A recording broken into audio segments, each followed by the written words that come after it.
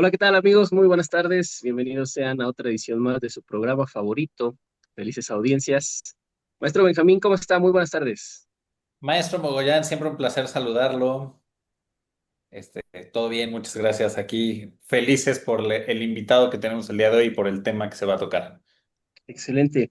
Justamente, Maestro Cristóbal Urrutia, sea usted bienvenido a este programa. Muchísimas gracias por su tiempo, muchísimas gracias por hacerse el espacio en su apretada agenda y pues bienvenido. Muchísimas gracias. No, al contrario, muchas gracias por la invitación y un gusto estar aquí con ustedes. Gracias, maestro. Maestro Cristóbal, un poquito digo, varios de nuestros seguidores lo conocen, sin embargo, platíquenos un poquito de usted, maestro. ¿Quién es Cristóbal Urrutia? En su pregunta que usted siempre hace en sus clases, ¿quién es Cristóbal Urrutia? Bueno, entonces tendré que ser orteguiano en este sentido y diré que yo soy yo y mis circunstancias. Bueno, actualmente, bueno, no exactamente voy a decir quién soy yo, pero a lo que me dedico actualmente soy juez para adolescentes. Desde 2008 tengo una formación básicamente pues en las ciencias jurídicas. Cursé algunos posgrados en Derecho, pero de hace unos años a la fecha empecé a incorporar otro tipo de investigaciones, de estudios, de conocimientos de carácter más interdisciplinario u holístico que me ayudaran a tratar de comprender qué es el sistema de justicia juvenil. Entonces, esto es a grandes rasgos. Gracias, maestro. Sí, justamente, queridos amigos que nos ven, pues bueno, la intención, bueno, antes que nada, el maestro Cristóbal Urrutia es parte de la planilla docente de la especialidad de justicia penal para adolescentes de SICAJU. Sin embargo, maestro, he de confesarle algo. Eh, Cuando ingresó, más bien en las primeras cátedras que dio con nosotros, a nuestros alumnos, querido Benja, les pareció muy raro, ¿no? Mayor número de nuestra primera generación a la que dio el maestro Cristóbal clases, se les hacía muy raro que alguien les hablara de filosofía, que alguien les hablara de biología, que alguien les hablara de procesos complejos, que alguien les hablara de cómo se estructura el cerebro.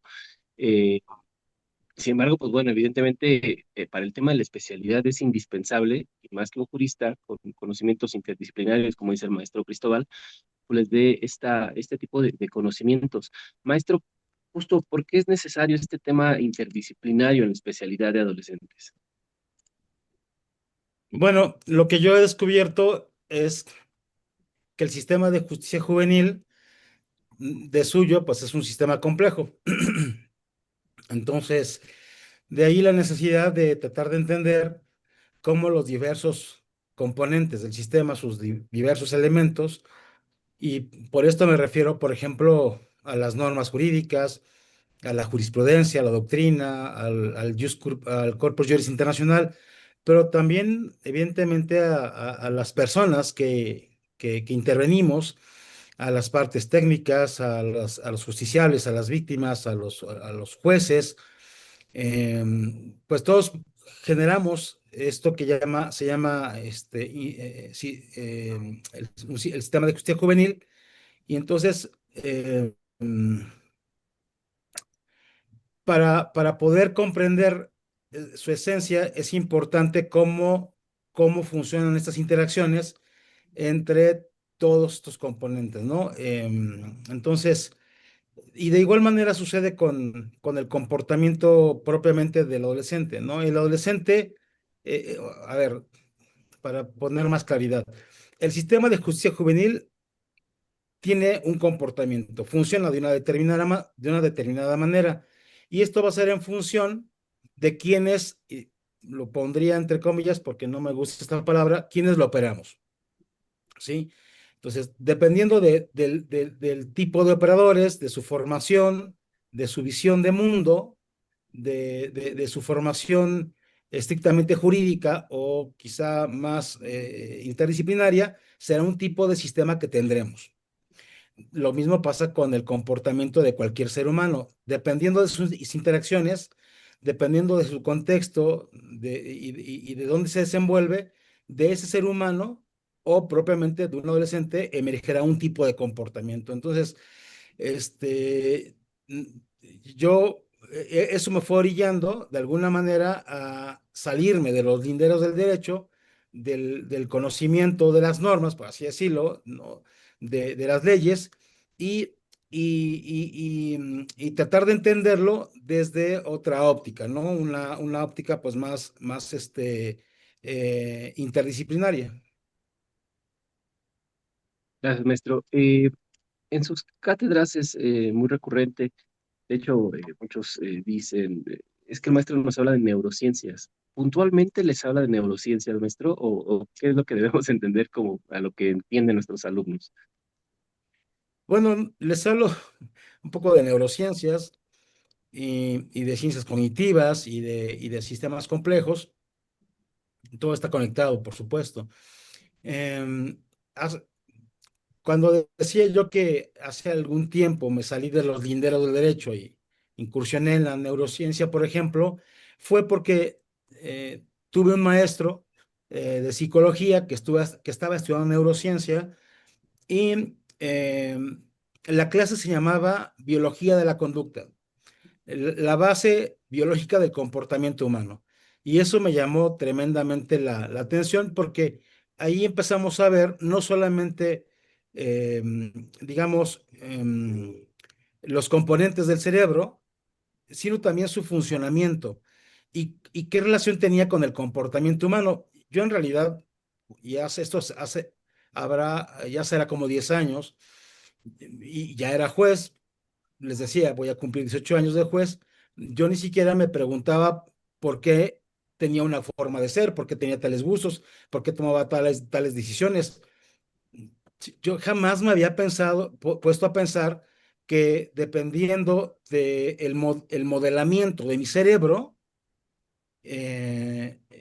emergía un tipo de subjetividad, ¿no? Que recibe el nombre de Cristóbal. Entonces, porque en realidad uno no se cuestiona, eh, vaya, desde que es uno un niño o un adolescente, el por qué, claro, uno se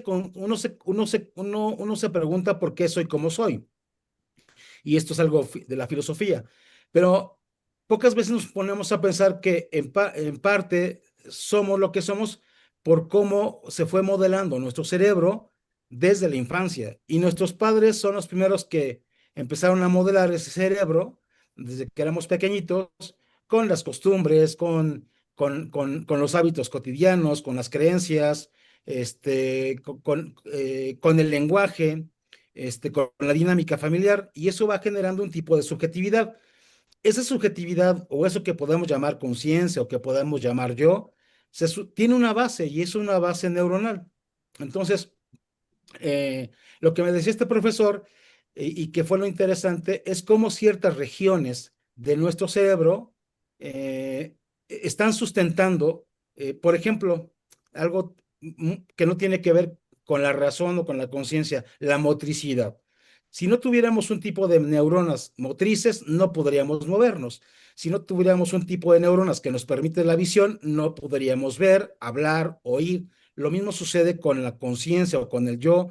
Claro, esto lo estoy diciendo de una manera muy superficial, muy rápida, pero hay redes neuronales en nuestro cerebro que sustentan esa subjetividad, ese comportamiento humano, ¿no? Que nos caracteriza y que nos distingue además de otros animales. Entonces, cuando yo descubro esto y además comprendo cómo va madurando el cerebro de un adolescente o de un ser humano en general, me doy cuenta que los adolescentes eh, tienen un cerebro inmaduro, eh, y que la última parte del cerebro humano que madura o que termina por madurar es una región que es la parte de los prefrontales, donde están nuestras funciones cognitivas, ¿no? Y también nuestras facultades ejecutivas, que es lo que genera una distinción entre el Homo sapiens y el resto de los animales.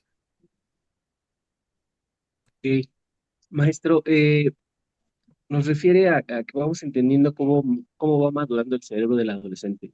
Sabemos que la gente que no es especializada y a veces el demás grupo de abogados penalistas nos hace mucha crítica, ¿no? Dicen, pero es que ¿por qué hay un sistema de justicia juvenil si ustedes mismos aceptan que ellos dicen que el adolescente es inimputable, ¿no? Que al adolescente no le puedes atribuir una conducta. Pero, ¿por qué es necesario conocer por ejemplo, la maduración del cerebro? Aquí con el maestro Benjamín siempre tenemos el debate respecto a los grupos etarios, respecto a la autonomía progresiva, que nos dice la ley. Bueno, es que la autonomía progresiva, en términos coloquiales, es entre mayor edad, mayor capacidad de entendimiento. Pero siempre dice el maestro Benjamín, pues es que no solo es la edad, ¿no? Y justo eso, ¿qué otros factores influyen para esa maduración del cerebro, maestro? Bueno, intentaré contestar. He de confesar que todavía me encuentro, estoy como muy arrebatado, muy tropezado. Estoy tratando de ser sencillo en mis respuestas y creo que no lo estoy logrando, ¿no? Pero está calentando mi red neuronal. Bueno, ya el concepto de inimputabilidad me parece que es un concepto que debe ser revisado precisamente a la luz de la neurociencia, ¿no? Hay investigaciones bastante interesantes, por ejemplo, del doctor Iván Martínez, que es un psiquiatra forense, me parece de ser su amigo, y es una persona sumamente inteligente que precisamente recién se doctoró y su tesis versó sobre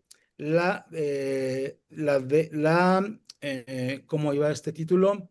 La deconstrucción, algo así, que tiene que ver con la deconstrucción del concepto de inimputabilidad. Y es muy interesante porque rompe el paradigma de la inimputabilidad a la luz del trastorno, ¿no? De que si, entonces, yo creo que la inimputabilidad es un concepto añejo, o al menos el contenido es un concepto añejo, que está vertido en los códigos penales y que ya tiene muchos años, más de una década o por lo menos 2 décadas y media, que se viene estudiando a la luz de la neurociencia. Hay un libro que se llama Derecho Penal y Neurociencia, editado por la Universidad de Castilla-La Mancha, de 2010 más o menos, que se generó con motivo de un congreso que hubo precisamente en España, en donde infinidad de gente, ¿no? Investigó y articuló sus investigaciones acerca de la libertad, del libre albedrío, ¿no? Si existe un neurodeterminismo, si existe realmente la libertad, si es una mera ficción, esos temas bastante importantes, ¿no? Entonces yo creo que eh, habría que tener mucho cuidado de cuando nos referimos a la inimputabilidad, que es una categoría estrictamente penal. Yo creo que la conciencia humana, o referirnos a la conciencia humana es mucho más complejo, porque la conciencia humana tiene muchas implicaciones. Por ejemplo, no es lo mismo hablar de la conciencia, hablar de conciencia como un estado de vigilia, versus estado narcotizado o bajo los efectos de una droga o sedado o dormido, son grados de conciencia, o hablar de la autoconciencia o de la metaconciencia, ¿no? Por ejemplo, estar conscientes de que yo soy un yo y de que yo soy diferente a ustedes, o ustedes que están conscientes de que son alguien distinto a mí, ¿no? Entonces, eh, pero tampoco es lo mismo hablar de conciencia de que el adolescente, a ver, una cosa es que el adolescente esté consciente, por ejemplo, de que esté cometiendo una conducta delictiva.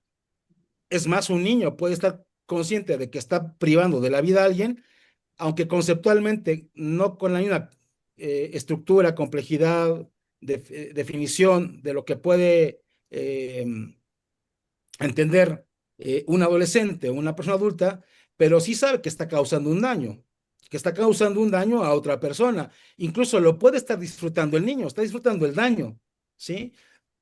Aunque legalmente no está cometiendo un delito, está cometiendo un daño, ¿no? Materialmente está cometiendo un daño. Sin embargo, ese niño o el adolescente no es consciente de los factores por los que está cometiendo la conducta delictiva. Recién estaba escuchando, por ejemplo, una filósofa española, se llama Ana Carrasco Conde.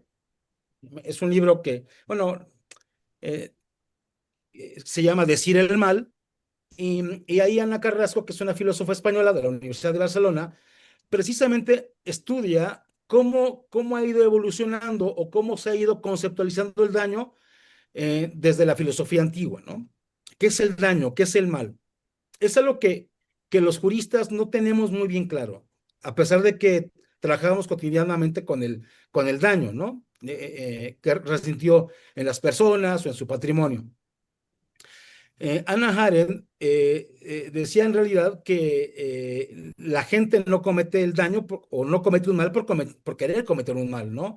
Entonces, y ya desde los sistemas complejos podemos entender que existen millones de interacciones entre los factores biológicos, psicológicos y sociales que generan un tipo de comportamiento, que generan una subjetividad, que generan una toma de decisión.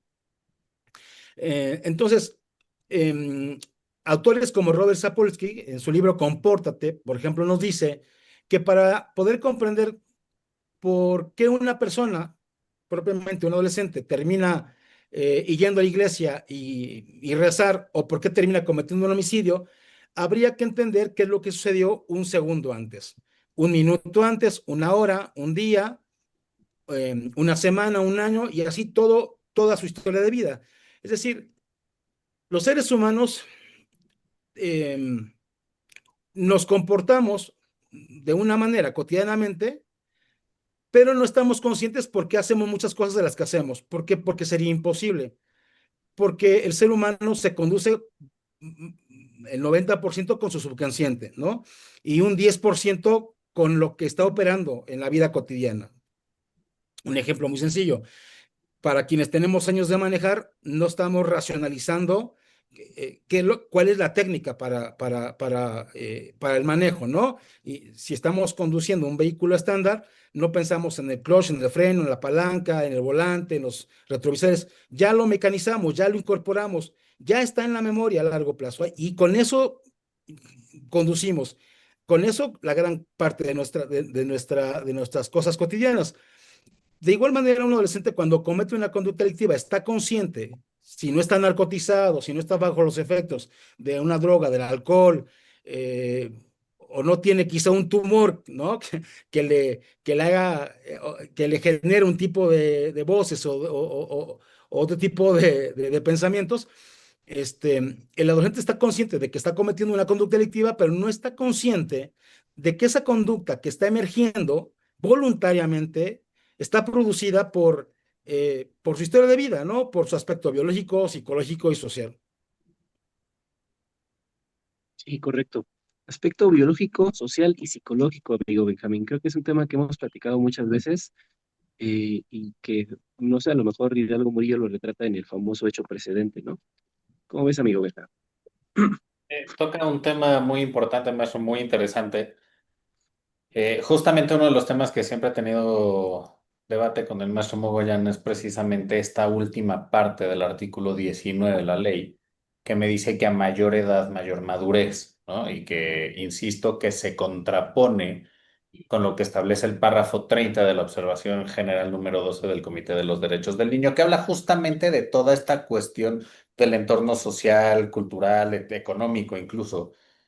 Y ahorita que toca todas estas cuestiones que sí, efectivamente hacemos muchas cosas ya de manera mecanizada, he escuchado mucho de repente una frase que me gustaría saber su opinión respecto a esto. ¿Qué tanto afecta toda esta cuestión mecánica a lo que hemos empezado o lo que se ha denominado la plasticidad del cerebro? ¿Qué tanto afecta? ¿Hasta cuándo el cerebro deja de evolucionar? Todas estas cuestiones que sí pueden tener una especial importancia en el tema de justicia penal para adolescentes. Bueno, el cerebro jamás deja por así decirlo, de evolucionar. Y el cerebro no deja de ser plástico jamás. Por supuesto que cuando estamos en la etapa de la adolescencia, el cerebro es mucho más plástico, porque tenemos más neuronas, porque tenemos menos experiencia de vida, menos, menos, menos prejuicios, ¿no? Y además en la adolescencia hay procesos críticos llamados de poda neurona. En la adolescencia, en el proceso de la adolescencia, hay un crecimiento de desmedido de neuronas, pero también deviene una poda neuronal. Hay un reajuste en el cableado neuronal porque, porque no hay espacio suficiente en el cerebro. El conocimiento ocupa lugar. Cada que uno asocia un concepto, cada que uno aprende algo, ese algo tiene que estar soportado por las neuronas. La información se guarda en el tejido y eso es algo sumamente maravilloso. El tejido guarda información. El tejido celular neuronal guarda información. Cuando nosotros intentamos asociar una idea, generar un concepto. Cuando estamos pensando, estamos haciendo sinapsis, nuestras neuronas se están comunicando. ¿Y cómo se comunican las neuronas? A través de los axones y de sus terminales dendríticas. Y entonces a las neuronas les salen bracitos, ¿no? Les salen espinas, unas espinitas. Y entonces, entre más se usa el cerebro, más se conecta, más bracitos salen. Un cerebro que se usa menos, un cerebro que no es, que desde la infancia no es estimulado, eh, eh, entonces es un cerebro, digamos, por así decirlo a grandes rasgos, menos conectado, ¿no? Por hacer algo gráfico, ¿sale? Eh, Santiago Ramón y Cajal, quienes algunos lo consideran el padre de la neurociencia moderna, a diferencia de Golgi, estableció la unidad básica del cerebro, esto es la neurona. ¿Qué quiere decir esto? Que Golgi decía que las neuronas estaban unidas, ¿sí? Que eran fascículos lineales. Y sin embargo, Santiago Ramón y Cajal, con una técnica de tinción, estableció que las neuronas no estaban unidas, ¿sí? Claro, no habían la suficiente tecnología para poderlo ver como ahora lo vemos, de una manera más definida, pero aún con la tecnología que ya existía, Santiago Ramón y Cajal logró establecer que las neuronas no están unidas entre sí, son unidades, ¿sí? Funcionan de manera independiente, pero se comunican las neuronas, ¿no? Se comunican. Esta comunicación es la sinapsis. Hay un espacio que no podemos ver con nuestra vista, tenemos que utilizar tecnología, y ese espacio, ese espacio que hay entre neurona y neurona se llama espacio intersináptico, y eso, bueno, revoluciona la neurociencia. Las neuronas, ¿qué se comunican? Se comunican impulsos nerviosos y también se comunican sustancias químicas. Entonces, cuando un cerebro es plástico, significa que hay mucho flujo de información, pero eso dependerá también de la estimulación que haya desde la infancia. Cualquier tipo de estimulación va a generar una sinapsis. Claro que habrá estímulos que pueden eh, deteriorar el cerebro, por ejemplo, consumo de drogas, la violencia, la agresión, el abandono, el maltrato, generan un estímulo en el cerebro, pero también pueden estar generando un deterioro en el propio cerebro. Imagínense ustedes un estímulo como un trancazo o un traumatismo desde pequeñito, pues eso puede generar la pérdida, ¿no? de material, de células nerviosas neuronales, ¿no? En cambio, cuando un niño desde pequeñito es recibido en el hogar con amor, con cariño, con cuidado, son atendidas sus enfermedades, están al pendiente de su salud, pero además a ese niño se le lee, a ese niño se le cultiva, a ese niño se le lleva a viajar al mundo y a ese niño lo enseñan a hablar 2 o 3 idiomas. Todo esto genera una estimulación increíble en el cerebro de ese niño que va a generar un tipo de personalidad distinta, evidentemente facilitará la plasticidad y ese cerebro, digamos, estará funcionando en mejores condiciones, ¿no? Entonces, eso que comentas, ¿no? De el artículo que es el 19, ¿no? Que a mayor edad aumenta la autonomía, pues eso es algo un poco dogmático, ¿no? Porque el ser humano se va formando conforme a su contexto biopsicosocial. ¿Cómo podría ser más autónomo un adolescente de 18 años, perdón, de 17 años, que desde los 6 7 años estuvo consumiendo activo y crack o consumió cristal, por ejemplo, ¿no? O que consumió solvente? Por supuesto que no va a ser más autónomo. La edad biológica no da propiamente la autonomía. ¿O qué va a suceder cuando un niño sufrió abandono, por ejemplo, por alguno de los padres o maltrato, o trae arrastrando traumas, ¿no? Bullying desde la infancia, y tiene sí, cuestiones de inmadurez emocional? Una persona no necesariamente es más autónoma, y tenemos casos de hombres adultos 40 50 años que siguen viviendo con la mamá, ¿no? Entonces me parece que y yo también critico digo, no sé en qué sentido lo diga Jesús, y no voy a servir yo aquí de atanavajas, por supuesto, pero ese es lo que yo pienso, es que la edad biológica no da como consecuencia, ¿no? La autonomía del ser humano, ¿no? Porque el ser humano es mucho más complejo que la edad biológica. Justamente, a ver, Mogo, por primera Que vez alguien me da la razón a mí, pero dale. no es cierto, ¿no? Yo también he coincidido contigo y ha sido un debate que hemos tenido, porque justamente siempre ponemos ese ejemplo, maestro, de que un chavito de 13 años que tuvo que rifarse en la calle, pues no va a tener como el mismo nivel, por así decirlo, de maldad o de conciencia de que está mal, que un chavito de 17 años que en su entorno social pues siempre fue como muy favorecido y que solamente está a lo mejor metiéndose al robar al Walmart por pertenecer a un grupo o por sentir emoción, ¿no? Pero sí, también hemos coincidido en ese tema de que la edad no debería de ser un factor determinante para concluir el tema de la autonomía progresiva. Pero fíjate, es que el tema de la autonomía es que tampoco sabemos a qué se refiere la ley, porque hablaste de maldad. Yo creo que el jurista tampoco sabe qué es la maldad, y por eso hace rato decía, ¿no? Yo me he puesto a estudiar, o he empezado a llegarme de información para investigar qué es la maldad, o qué ha sido la maldad desde la filosofía, y qué es la maldad, y qué se dice que es la maldad al día de hoy, si es lo mismo que el daño, y si maldad es lo mismo que mal. Y yo creo que ningún adolescente, que les puedo decir, sabe qué es el mal o qué es la maldad. Eso no quiere decir que los adolescentes no lleven a cabo comportamientos que dañen a otras personas. Entonces, y eso de hablar de autonomía, es que tampoco sé a qué autonomía se refiere a la ley, a la autonomía motriz, a la autonomía cognitiva. Yo creo que cuando especialmente hablamos de ser humano, el ser humano es un ser tan complejo y que tiene muchas capas y muchas dimensiones, que podríamos hablar, quizá una persona es muy autónoma porque es un gran deportista y porque es un campeón mundial, pero tiene mamitis, ¿no?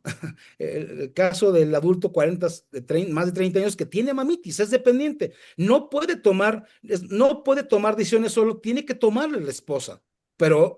Y su manejador es la esposa. A lo mejor es un gran boxeador, es un campeón, tiene mucha autonomía como campeón de box, pero es un niño, ¿no? Emocionalmente hablando. Entonces, cuando hablamos de Maestro, autonomía, ¿a qué nos estamos refiriendo? No sé. fíjate, amigo Benjamín, que justamente hace no mucho platicaba con el maestro Cristóbal, hace 15 días, si mal recuerdo, de sus estudios de la maldad, pero me interesaba mucho porque me decía, es que yo quiero estudiar la maldad como para explicarle, ¿no, maestro? Y no tanto, o bueno, sí al adolescente, pero también a la víctima, porque ese lado víctima, que también es un tema que hemos tocado aquí, pues también, ¿cómo le explicamos a la víctima, no, maestro?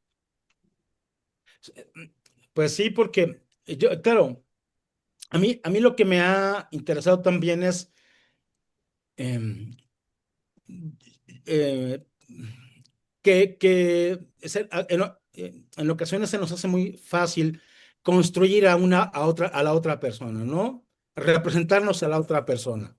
Bueno, si es víctima de homicidio, seguro sufrió más. Perdón, por supuesto, si es la víctima directa, ¿no? Me refiero a la víctima indirecta. Si es la víctima indirecta y es una víctima de homicidio, seguro sufrió más que si es una víctima de robo donde solamente le robaron un teléfono celular. Bueno, eso tampoco lo sabemos, porque Ah, en realidad y en mi experiencia, poco se sabe de la víctima. Lo que se sabe es que padeció la conducta delictiva y hasta ahí.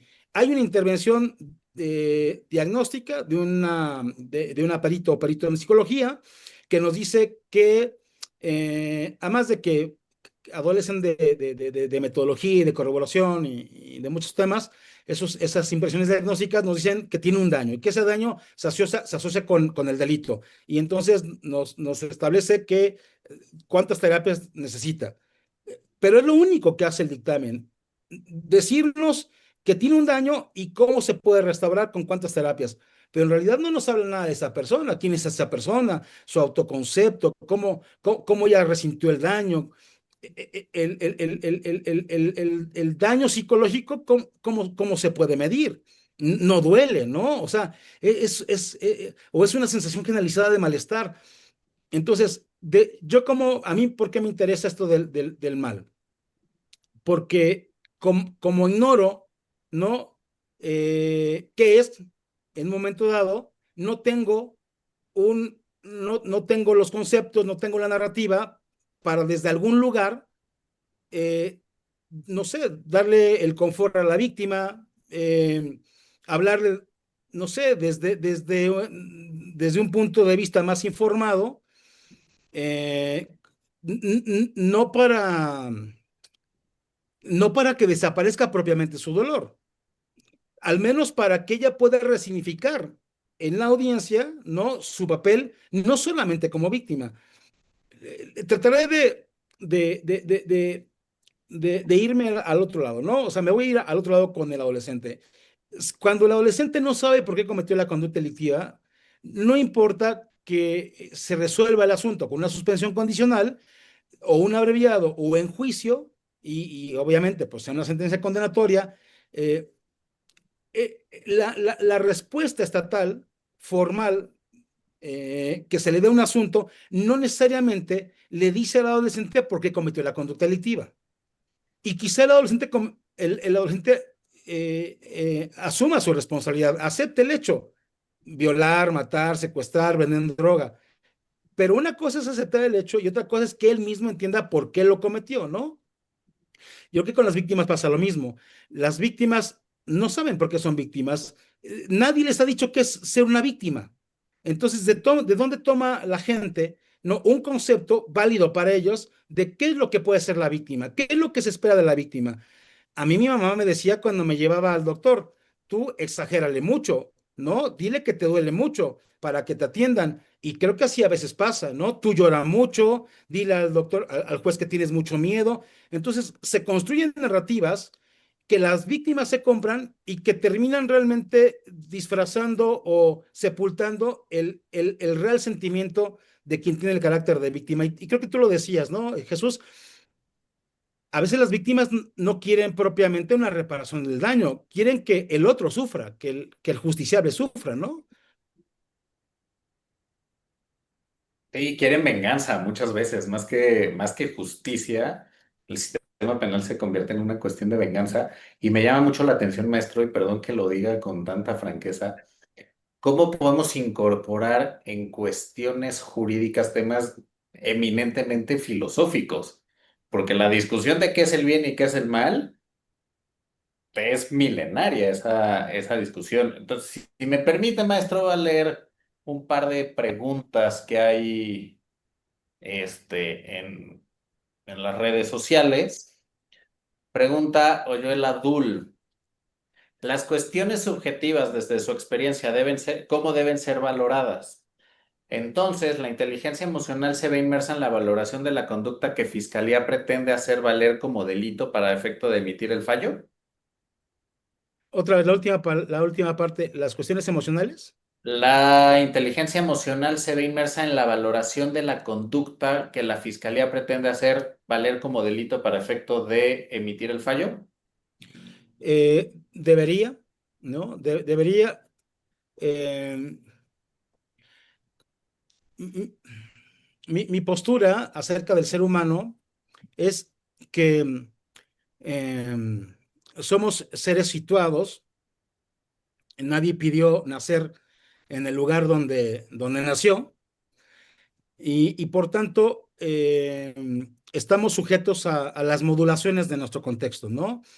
Entonces, eh, cada ser, esto es interesante, claro, si no asumimos una postura religiosa o una visión creacionista, y si nos vamos a la perspectiva evolutiva, cada ser humano que llega a esta Tierra, a este planeta, es consecuencia de millones de interacciones del universo, ¿no? Es decir, tuvieron que pasar millones de años, millones de millones de millones de años, para que el Big Bang, digo, el universo se extendiera después del Big Bang, se formara nuestro sistema solar y estuviera el planeta Tierra, ¿no? Este punto azul pálido, como dijera Carl Sagan, en medio de la nada, ¿no? Tardamos, para salir de nuestro sistema solar, tardamos cientos de miles de años, ¿no? Em, entonces, cada vez que llega un ser humano a esta tierra, pues llega, digamos, con un hardware, pero el software viene descargado, ¿no? Claro, hay cuestiones genéticas que también se han analizado, situaciones que hemos heredado de los padres, pero em, el yo es una emergencia del sistema, es decir, de todo lo que somos nosotros, del cuerpo humano, ¿no? Eminentemente, pues somos átomos, moléculas, somos células, somos tejidos, somos órganos, ¿no? Y todo este cuerpo, eh, pero no solamente somos materia, ¿no? De la interacción compleja de todos los componentes de nuestro cuerpo emerge algo maravilloso que es la conciencia humana, que ningún otro animal la tiene, ¿no? El nivel de conciencia que tenemos nosotros, porque podemos conceptualizar, teorizar, ¿no? Interpretar. El ser humano se la pasa interpretando la realidad. Y eso es gracias al lenguaje, a un tipo de lenguaje que ningún otro animal tiene. Entonces, cuando llegamos al planeta Tierra, ¿no? Cuando nacemos, la subjetividad se empieza a formar, reitero, desde la casa, ¿no? Entonces, y aquí me recuerdo la alegoría de Platón. Cada uno está encerrado en una caverna. Y lo único que nos puede sacar de esa caverna es la verdad, o es el conocimiento, ¿no? Que nos lleve, digamos, en una aspiración a la verdad. Entonces, tratando de contestar la pregunta, claro que la inteligencia emocional cuenta, porque no todos los adolescentes tienen el mismo nivel de inteligencia emocional. No todos los adolescentes tienen la misma madurez cognitiva. No todos los adolescentes tienen la misma madurez cerebral. No todos los adolescentes están mediados por el mismo contexto social, por la misma dinámica familiar. Entonces, cada ser humano va construyendo su personalidad, lo cual también es una propiedad emergente del sistema. La personalidad la vamos construyendo, la vamos configurando con lo que tenemos al alcance, ¿no? Con lo que tenemos al alcance. Entonces, en la medida que desconocemos ese contexto biopsicosocial de cada uno de los adolescentes y evidentemente también de los justiciables adultos, pues en esa medida la consecuencia jurídica que puede ser una condición de la suspensión o una sanción en el abreviado o en el juicio, pues será una sanción que esté alejada de ese contexto biopsicosocial, pero sobre todo de las circunstancias que incidieron en la producción de la conducta.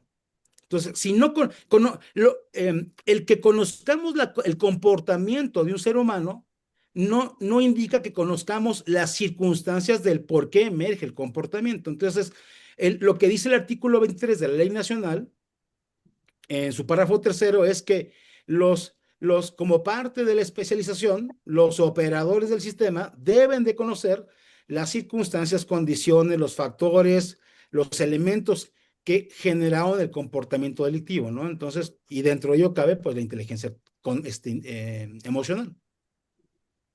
Gracias, maestro. Pero de nuevo, si me permites, que va muy de la mano con lo que acaba de decir el maestro Cristóbal. Mari Carmen Chávez pregunta justamente, en su experiencia en neurociencias y juzgamiento, ¿podría ser tomado en cuenta una prueba científica en la que el menor sufrió un evento traumático, lo cual causó que su plasticidad neuronal cambiara y normalizara una conducta delictiva? Es decir, el claro ejemplo de la víctima que se convierte en victimario.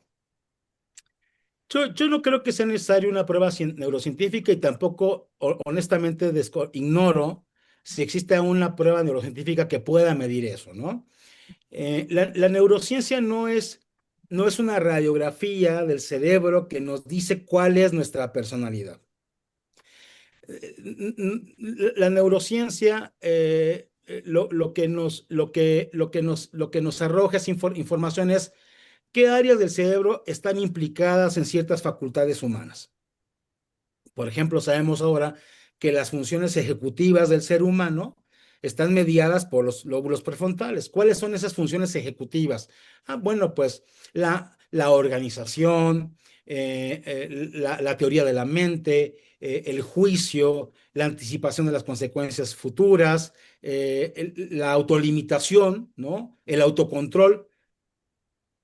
Entonces, desde el punto de vista estrictamente biológico, entre más maduro está el cerebro, pues existen las condiciones materiales para que esa persona se pueda autocontrolar más, sea más organizada, tenga mayor facilidad de representarse el mundo mental del otro. Pero el cerebro, recordemos algo, el cerebro no es consciente que es un cerebro, es un órgano. Las neuronas tampoco son conscientes de que son neuronas. Las neuronas van a trabajar en redes en la medida que haya un estímulo. Si el estímulo versa, por ejemplo, en valores, en límites impuestos por los padres, en el amor, en el respeto, ¿no? Y me voy a poner aquí aristotélico en busca, en la virtud, ¿no? En el conocimiento. El cerebro obviamente nos va a dar la base biológica, el sustrato material, que va a estar modulado por el conocimiento, por la información, por el medio ambiente. Entonces, es una combinación de ambas dimensiones, ¿no? O de las tres dimensiones. La base biológica, cómo interpretamos esa información, cómo la narramos, ¿no? Cómo desarrollamos nuestro autoconcepto, cómo percibimos al otro, el medio ambiente. Entonces, pero yo no creo que la neurociencia propiamente nos dé esa información. De hecho, hay muchas cosas que la neurociencia aún ni siquiera arrojaría luz, ¿no? Creo que este es el caso. Lo que sí no podemos hacer es pensar que la neurociencia va a resolver, como yo en algún día lo pensé, todos nuestros problemas, ¿no? Porque podríamos, acerca del comportamiento humano, porque podríamos caer en un exceso del neurodeterminismo, ¿no? De saber de que todos los seres humanos estamos determinados por las funciones cerebrales. Eh, Pongo un ejemplo. Sabemos ahora que parte de nuestras elecciones o de nuestras decisiones o de nuestra personalidad está también mediada por las sustancias químicas del cerebro, la noradrenalina, la dopamina, la serotonina y todas esas sustancias, ¿no? De tal manera que cuando uno experimenta placer, ya sea en alguna actividad física, ya sea en estar en compañía de una persona, ya sea al ingerir algún alimento, alguna bebida, cualquier cosa que nos genere placer, esa experiencia de placer, esa experiencia de bienestar, se genera, sí, porque tenemos un cerebro, porque tenemos una mente que lo conceptualiza, que lo narra, que lo explica, ¿no? Pero también porque tenemos una sustancia en el cerebro llamada dopamina que se segrega cuando tenemos el estímulo. y por eso sentimos bonito, ¿no? A eso también se le llama el centro de refuerzo. Es decir, el comportamiento humano se refuerza cada vez que sentimos placer. Si sentimos placer, lo repetimos. Comemos por placer, ¿no? Hacemos muchas cosas por placer. Ojo, pero cuando vamos creciendo, nos vamos dando cuenta que no nos podemos eh, rendir siempre al placer. ¿Por qué? Porque si le damos rienda suelta a ese placer, podemos terminar enfermos, diabéticos, con un montón de enfermedades o accidentados y podríamos causarnos daño, causarle daño a otra persona. Entonces, todo ahí, todos esos componentes, ¿no? Biológicos, químicos, físicos, la psique, el medio ambiente, siempre están ahí mediando el comportamiento humano. Yo creo que aquí más bien lo que cabría hacer es una buena intervención psicológica, ¿no? Una investigación de personalidad, de dinámica familiar, si hay consumo, grupo de pares, aplicación de test, si hay trauma, si hay ansiedad, si hay depresión. Hay muchos tests que se han desarrollado para medir la personalidad de los niños y de los adolescentes. Entonces, yo creo que no necesitaríamos propiamente una intervención neurocientífica. Digo, de ser así, pues también no debemos de olvidar la neurología, ¿no? Y la neurología lo que nos puede dar cuenta es quizá que tenemos un tumor y ese tumor está generando un tipo de personalidad distinta, ¿no? Hay un artículo de Neurociencia y Derecho de Bernardo Feijó, está liberado en internet el artículo, y ahí pone el caso de un profesor que le sale un tumor y ese tumor lo que genera es un comportamiento de acoso, ¿no? Acoso sexual a sus alumnas y de pornografía infantil. Y cuando le extirpan, ¿no? El cerebro desaparece ese tipo de comportamiento, ¿no? Entonces, pues si aguantan tantito hasta parte de la personalidad de esa persona estaba mediada también por el tumor. Pero si me aguantan tantito también, nosotros no solamente somos ADN, también somos bacterias. Y Elis Margulis, una gran bióloga evolutivista, en sus investigaciones llegó a decir que si la evolución se logró y si el ser humano llegó hasta donde ha estado, ha sido gracias a las bacterias, ¿no? A la endosimbiosis, ¿no? Entonces, somos muchas cosas los seres humanos, ¿no? Sí, maestro, y justo te he tomado bueno, ahorita con un tema muy importante, este 23, artículo 23, párrafo tercero, nos habla respecto a que parte de esa especialización, como bien lo apuntaba, es el hecho precedente, ¿no? Conocer las circunstancias que llevaron al adolescente a cometer esta conducta. En la práctica, nosotros sabemos, maestro, que usted obviamente aplica en la mayoría de sus resoluciones esta circunstancia, pero a lo que puedo observar a lo mejor de sus pares o a las experiencias que a lo mejor nosotros hemos compartido con usted, eh, sí existe en la práctica esta especialización o esta parte de la especialización, sí los gestores o los operadores jurídicos más bien se preocupan por preguntar al adolescente por qué cometió esa conducta. No lo sé, pero no lo sé porque no veo sus audiencias, ni ellos ven las mías, ¿no? Pero ah, yo creo que el preguntar, el hacerse la pregunta, el por qué cometió el adolescente la conducta, pues yo creo que es lo de menos, ¿no? Sino más bien es, ¿y quién nos va a dar la respuesta? Que yo creo que es ahí donde el sistema entra en conflicto porque no tenemos, o considero, al menos en la Ciudad de México, no tenemos un grupo de expertos que hagan esa gestión, que hagan esa intervención, sí, esa valoración del adolescente, ¿no? Entonces, ahí es donde tenemos complicaciones porque no tenemos propiamente, el sistema como tal propiamente no tiene un psicólogo experto, un psiquiatra o un neurocientífico cognitivo, no tiene un médico, o sea, no goza de un cuerpo de expertos que trabajen solamente para el sistema. Hacemos uso de la red hospitalaria, centros de integración juvenil, pero, pero no hay armonía en esas intervenciones y es muy complicado. Es muy complicado poder en un momento asociar el dictamen psicológico que se practicó en Venustiano Carranza con el dictamen psiquiátrico que se practicó en el Hospital Juan Navarro, con el dictamen neurológico, la intervención neurológica que se llevó a cabo en el Hospital Federico Gómez, perdón, un hospital infantil. Y porque eso es lo que es lo que nos pasa en la realidad. Entonces, tenemos muchas intervenciones de muchos expertos, pero cada quien analizó a un sujeto distinto. O sea, me refiero, es el no adolescente, pero no, no armonizaron su intervención. La psicología está por un lado, la psiquiatría está por otro lado y la neurología está por otro lado. Y así es muy difícil, ¿no? Para un jurista armonizar esa información, ¿no? Aterrizarla al caso práctico. Entonces, yo creo que el problema no es hacerse la pregunta, el reto es cómo la respondemos. Muchas gracias, maestro. Maestro, qué interesante charla. Esta es digna de tener una copita de vino y una tablita de quesos, porque pudiéramos hablarnos horas y horas y horas, y creo que nos ha pasado cuando coincidimos allá en la terraza de Sicaju, porque de verdad es que es algo bien interesante por acá. Muchos saludos de la comunidad Sicaju y los que no. Está por acá Shesid, Celeste, Erandi Valencia, Eri Castillo, el maestro Ambriz está por acá viéndonos, la maestra Mari Carmen que decía sus preguntas. Eh, Desafortunadamente el tiempo es muy poco, maestro, se nos está terminando. Amigo Benja, no sé si tengas por ahí una última pregunta, algún comentario, algún aporte.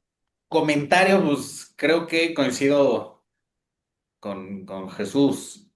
Es un tema que da para mucho y para poderlo platicar de manera mucho más extensa.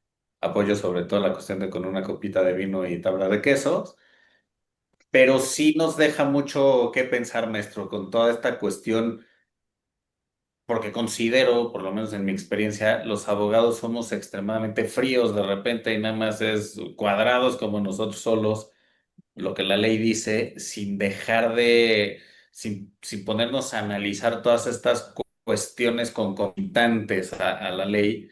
Y creo que sí es un tema que nos deja una gran oportunidad de reflexión para analizar todas las cuestiones de incluso cómo podemos ser mejores defensores. Entonces, muchas gracias por estos minutos, maestro. Si me permiten agregar, Espérate. yo creo que eh, sí, ser mejores defensores o fiscales o jueces, pero me parece que ser mejores seres humanos, ¿no? Porque um, lo interesante del conocimiento holístico, del conocimiento interdisciplinario, de los conceptos, del conocimiento científico y los conocimientos filosóficos, es que uno se puede servir en lo personal de ellos, ¿no? Para no ser fríos, para no ser distantes. Yo creo que no necesitamos, o sea, la indagación del conocimiento, la adquisición de ese conocimiento, no debe ser motivado por la curiosidad. Eh, no quedarnos como simples diletantes, sino realmente conocer más de nosotros, ¿no? Y permítanme, discúlpenme si les robo un minutito más, pero Adelante, maestro, adelante. les dejo unas palabras de Ortega y Gasset.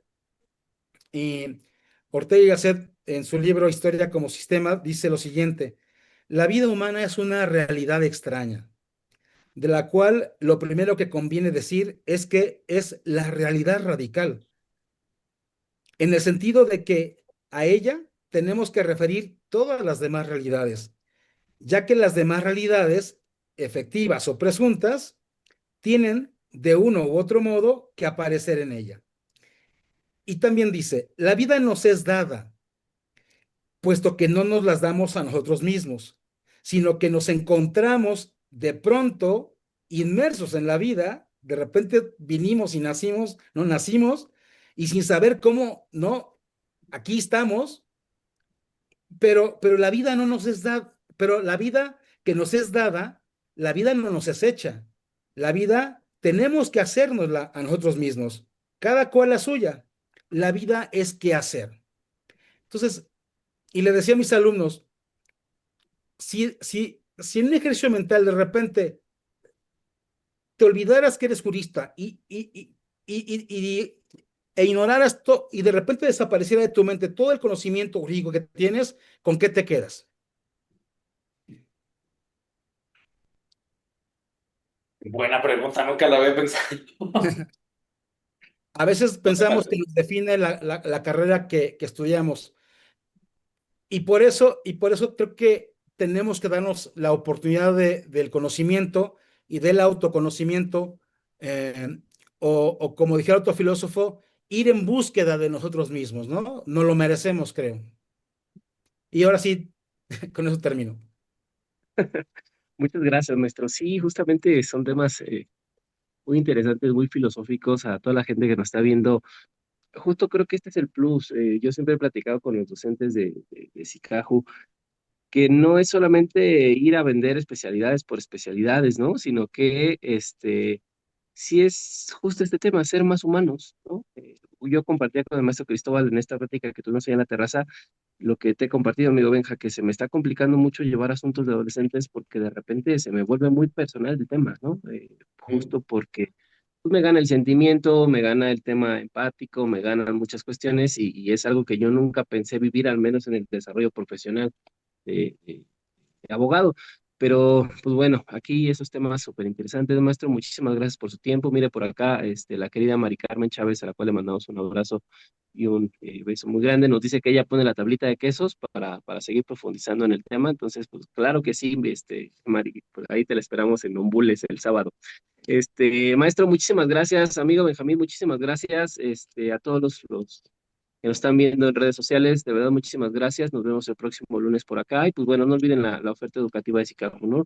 Maestro Cristóbal es parte esencial de la especialidad de adolescentes que tenemos acá en el Centro de Investigación y Capacitación Judicial y bueno, todas las maestrías que tenemos, civil, penal, civil y familiar, ciencias penales, constitucional y amparo y las especialidades en derecho laboral, ejecución de sanciones y derecho administrativo sancionado, ¿no? Ajá, administrativo sancionador. Amigo Benjamín, muchísimas gracias. Amigo Mago, muchísimas gracias a ti, maestro. Muchísimas gracias por esta gran charla. Gracias por la invitación. Excelente tarde. Cuídense. Nos vemos el sábado, maestro. Muchas gracias. Amigos, muchísimas gracias. Cristian, cambio fuera y nos vemos el próximo lunes, amigos. Hasta pronto.